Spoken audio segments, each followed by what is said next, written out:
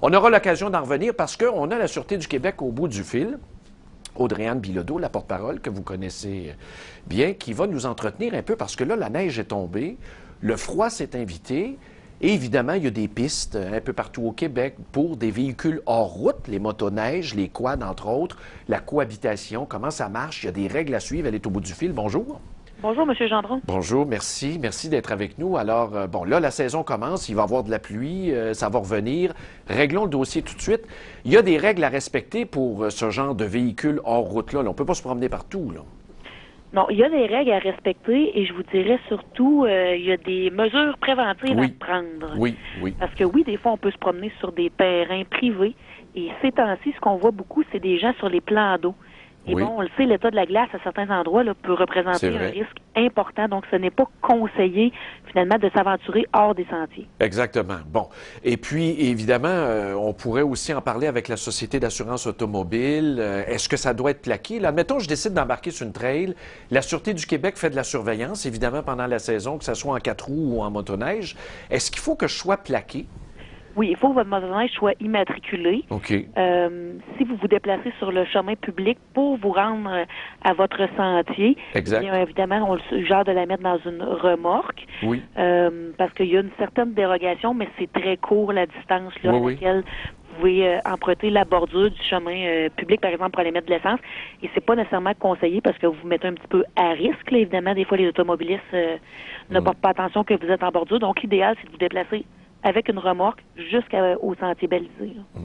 Là, évidemment, il y a peut-être des gens qui pensent, à tort, évidemment, que le code de la sécurité routière, bon, ça s'applique pas, je suis dans un champ, on va se donner rendez-vous à telle place, on se rouvre une petite bouteille, on se roule un petit joint, on se fait du fun, puis après on repart pour rentrer chez nous. Mais c'est pas parce qu'on est en dehors des routes que le code ne s'applique pas nécessairement, là, ça marche pas de même, là. Précisément, là, c'est la loi sur les véhicules hors route qui s'applique. C'est en fait inclus un petit peu dans le code de la sécurité routière, comme vous l'avez mentionné. Oui. Mais vous me parlez d'alcool et de drogue. Ça, c'est le code criminel. Il faut pas oublier que le code criminel canadien s'applique sur tout le territoire et ça inclut les plans d'eau.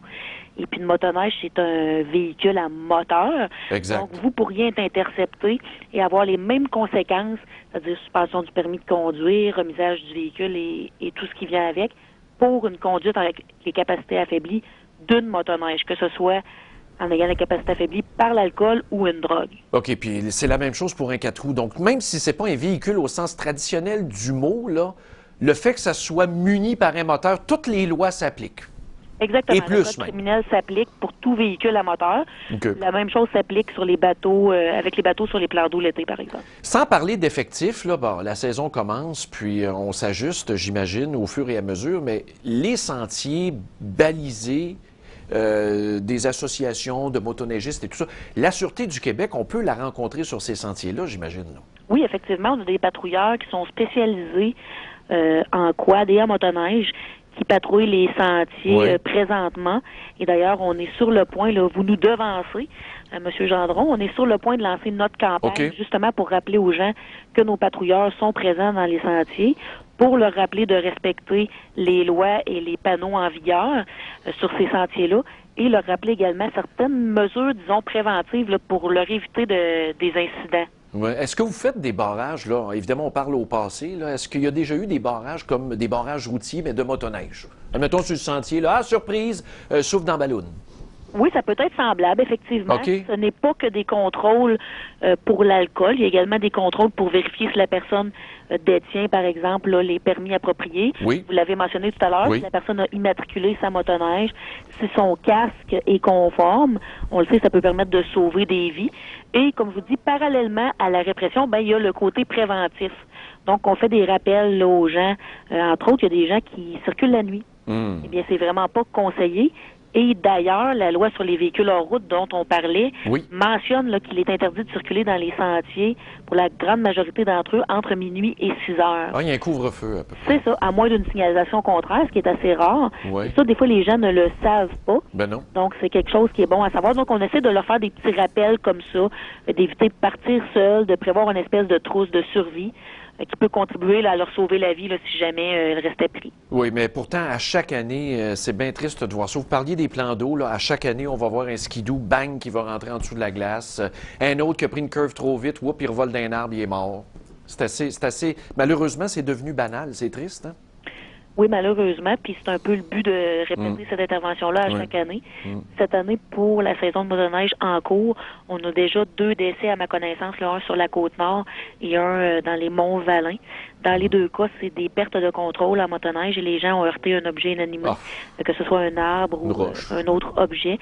Alors, je pense que c'est toujours bon de rappeler de respecter, entre autres, les panneaux de signalisation, les limites de vitesse. Et puis, au-delà de la limite maximale, ben, c'est d'y aller avec nos connaissances et nos compétences. Là, si on n'est pas habitué sur l'appareil, si on n'est pas habitué dans un secteur... Puis on le connaît pas, l'appareil aussi. Il faut connaître son engin. C'est ça, il faut connaître son appareil. Et il faut connaître aussi le secteur dans lequel on se trouve, parce que ça nous évite des fois de se perdre et ça nous évite finalement de mettre notre vie en danger. Ben oui, puis là, on est en état de panique. Jamais faire ça tout seul. Moi, sincèrement, là, je veux pas donner de conseils, je fais pas de motoneige. Mais si j'en faisais, là, je ferais pas ça tout seul. J'aurais trop peur. Ben là, des conseils qu'on donne, en fait, c'est d'éviter de partir seul en randonnée et d'avertir un proche, en autres, de l'itinéraire qui est prévu. Et puis, se munir d'une trousse de survie, bon, ça peut être des outils de base, des bougies d'allumage, des articles de premiers soins, par exemple, un couteau, une corde en nylon qui pourrait servir au remorquage. Et vous savez, les petites couvertures qu'on a dans nos... Oui, thermiques, qu'on voit dans les catastrophes. C'est ça, dans les voitures de patrouille, là, qui sont traitées à l'aluminium. C'est très, très, très léger. Et ça peut permettre de sauver une vie, là, parce que ça garde la personne au chaud, là, en cas qu'elle se serait perdue, par exemple, lors de cette randonnée. Mais comme vous mentionnez, évidemment, l'idéal, c'est de ne pas partir seul et d'aider les gens de notre itinéraire. Mais parler de l'itinéraire, les gens se disent « Bah, j'ai mon cellulaire. » Oui, mais c'est parce que la réception cellulaire, parfois, là, n'est pas toujours bonne, elle peut couper. Le service peut tomber mort. Exactement. Je ne sais pas si vous l'avez vu dans le dossier de hier soir dans les Monts-Valin. Non, j'ai pas vu. Parlez-nous. Ben, on a un jeune homme, dans le fond, de 23 ans, qui était parti dans un sentier, justement, où on pratique la motoneige, la raquette, le ski de fond. Et il s'est égaré, donc, vers 16 heures. Il était en mesure, avec son cellulaire, de contacter le 911, mais très brièvement, là, bon, c'est un secteur boisé, ça l'a coupé. Et on a fait de multiples tentatives pendant les heures qui ont suivi pour tenter de le rejoindre et surtout de le géolocaliser à l'aide de son appareil, chose qui était très, très difficile. Donc, ça a compliqué les recherches sur le terrain. Heureusement, on avait des gens qui étaient spécialisés à cet endroit-là dans les recherches terrain. On avait des motoneigistes de la Sûreté du Québec. On avait l'hélicoptère qui était du haut des airs. On a fini par localiser le jeune homme, mais plusieurs heures plus tard, puis il faisait noir. L'hypothermie est dangereuse pour sa part. On ne craint pas pour sa vie. Mais effectivement, il ne faut pas se fier que sur notre cellulaire. C'est toujours bon d'avoir une bonne vieille carte papier avec nous. Un GPS, oui, ça peut être bon. Un cellulaire, oui, ça peut être bon. Ça peut faire partie de notre trousse de survie. Mais il ne faut pas s'en remettre qu'à ça parce qu'il y a beaucoup de secteurs où est-ce qu'on pratique la motoneige, le quad, que les ondes cellulaires rentrent mal. Donc, ça pourrait ne pas bien fonctionner là, si on s'en remet qu'à ça seulement. Ah non, puis c'est le pire des scénarios. 4 heures, là, quand le jeune s'est perdu, il commence à faire noir. C'est fini. Exactement. Là, il a été localisé vers 23h20, si ma mémoire est bonne. Et il a été héliporté, là, justement, parce que, bon, son état nécessitant un traitement quand même d'urgence à l'hôpital, là. Ben, je vous dis, heureusement, on craint pas pour sa vie. Mais je m'imagine même pas. Moi, je serais mort là, c'est évident. Quand on a une maladie chronique, on dépend de médicaments. Même si t'as beau t'amener une trousse, même de médicaments, il fait froid, t'es en panne, ça gèle, n'importe quoi. Le pire des scénarios. Ben merci beaucoup. Bravo de l'avoir sauvé.